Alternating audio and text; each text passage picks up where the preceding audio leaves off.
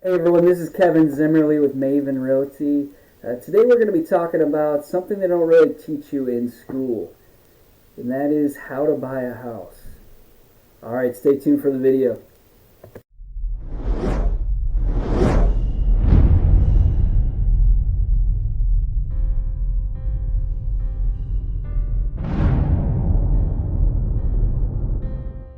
Alright, the first step when you're buying a house is you got to do research.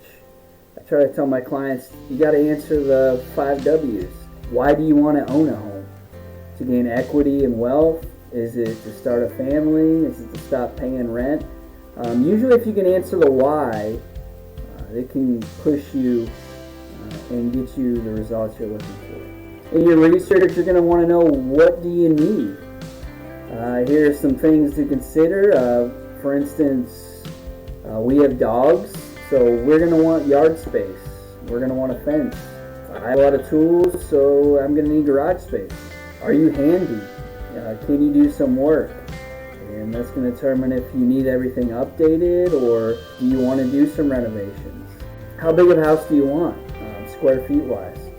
How many bedrooms and baths? Is your family growing? If you're looking in a subdivision, what's the HOA like? The homeowners association? What kind of amenities does the subdivision have? Does it have a pool, a dog park? A lot of homes down here are in a flood zone. And a flood zone, you're going to need separate flood insurance. And you just got to be aware of how expensive that is. In your research, you're going to want to know where. Where do you need the home to be? Some things to consider here is the commute time to work. Do you want to be sitting in traffic all day? Or do you need to be at least 20 to 30 minutes away? Are you near any grocery stores, restaurants, or any other amenities like gyms, theaters? If you have little ones, you're going to want to know how the school systems are. I have a link down below for school systems in Charleston, and also you want to know crime rate. You can also have a link for the sheriff's office as well. Timeline is a big concern. When do you need to move? If you have a lease right now, when does it expire? Some property management companies charge you a fee if you try to break your lease.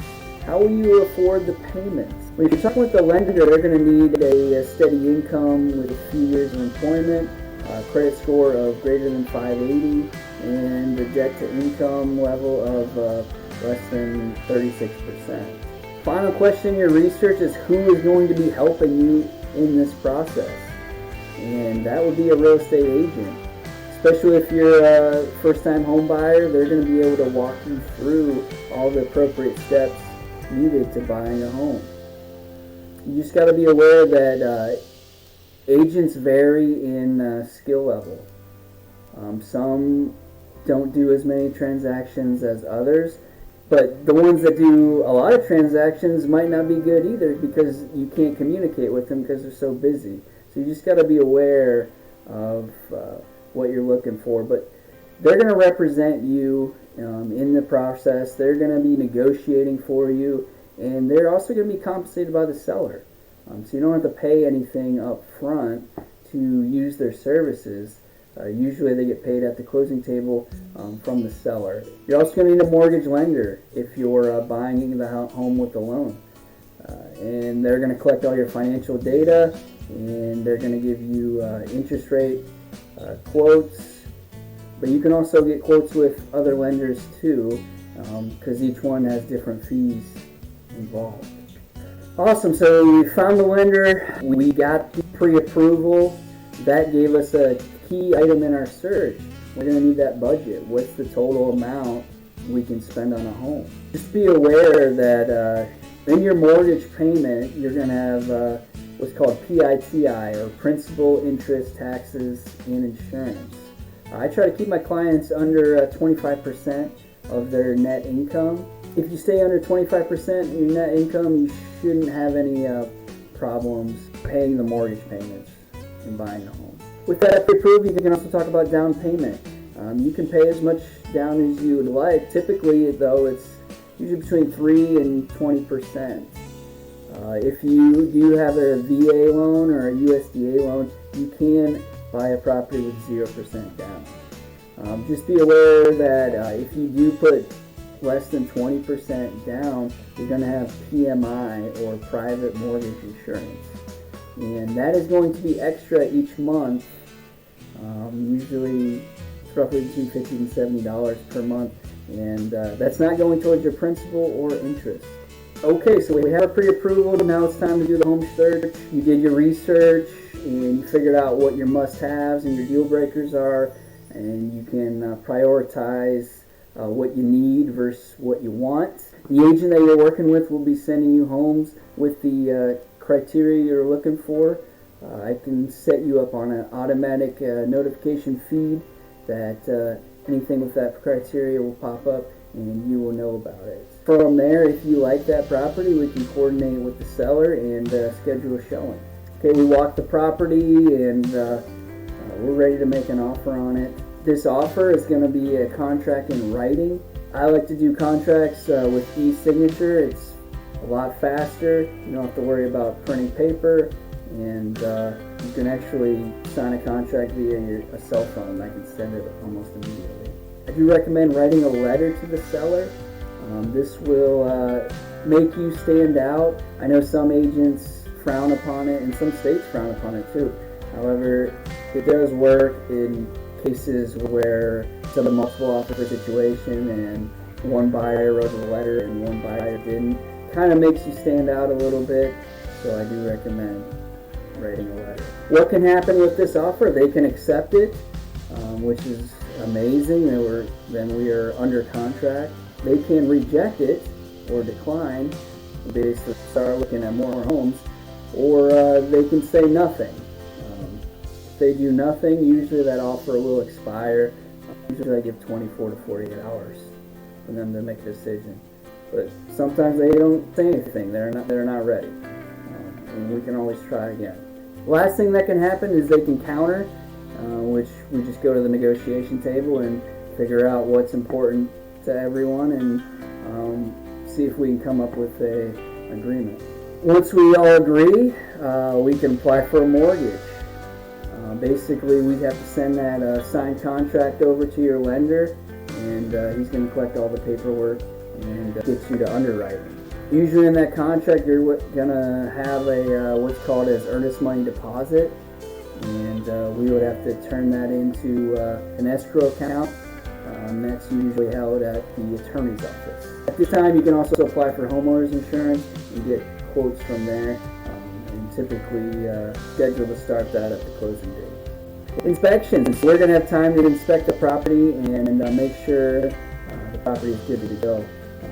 And this home inspector is going to be a professional. He's going to know what to look for. He's going to look at all the major systems involved with the home. And if he does find anything, he's going to write up a report, and we're going to be able to use that as negotiating power. With that, we could get a price reduction. We could tell them to fix the problem. It never hurts to ask. We're also going to get a CL100 termite inspection, and they're going to look for all wood-eating insects and fungi. Down here, termites are pretty prevalent. It's the moisture level down here is pretty high, and termites seem to thrive.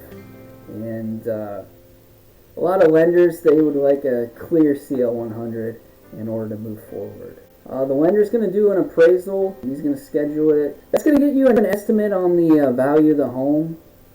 And if the appraisal does come back lower, or let's say you're trying to purchase a home at $200,000 and the appraisal came back at $190,000, we can renegotiate and try to lower the price. Most cases, it's contingent upon an appraisal, and we can walk away if we can't come to an agreement.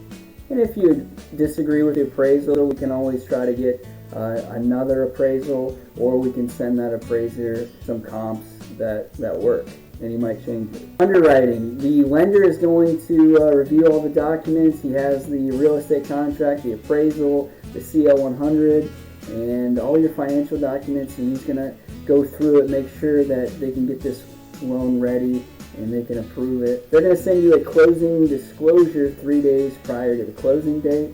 And in that closing disclosure, you're going to have all your numbers, all the terms of the loan, and you're also going to see the closing costs. And you can make sure all that information is correct and what they said they were going to lend on. Title examination. This is done by the attorney, kind of behind the scenes, and this will be happening probably the same time as underwriting. And the attorney is going to look at the previous owners of the property and make sure there's no liens on the property or other debts due. Basically, the home is able to be sold and transferred into your name. At this time, you can also set up utilities, trash, internet, cable, any subscriptions that you need, and go from there. Final walkthrough, we are going to walk the home, make sure that if there were repairs, that all the repairs are done, make sure that they didn't leave anything behind, make sure that the fixtures are left in place. Basically anything screwed into the walls have to remain in the walls because it is technically attached to the house. We're also going to know of all the features of the home. Let's say there's a garage door opener or a advanced thermostat. We're going to make sure how to operate all the systems. All right, we made it to closing day. We're going to meet at the attorney's office. You've already sent a wire transfer prior to closing. From that closing disclosure that you received earlier, it's going to have the amount of money that needs to be sent to the attorney. The attorney's going to go over all the documents and the numbers with you and make sure you understand all the contracts and transfer the keys to you.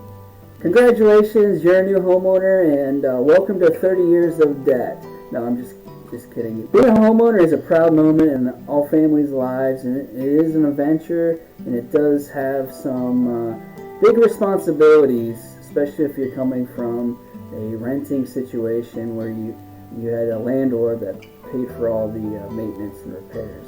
Now, all the maintenance and repairs is on you. So, thank you for watching, everyone, and I hope I cleared up any questions you had about how to buy a house.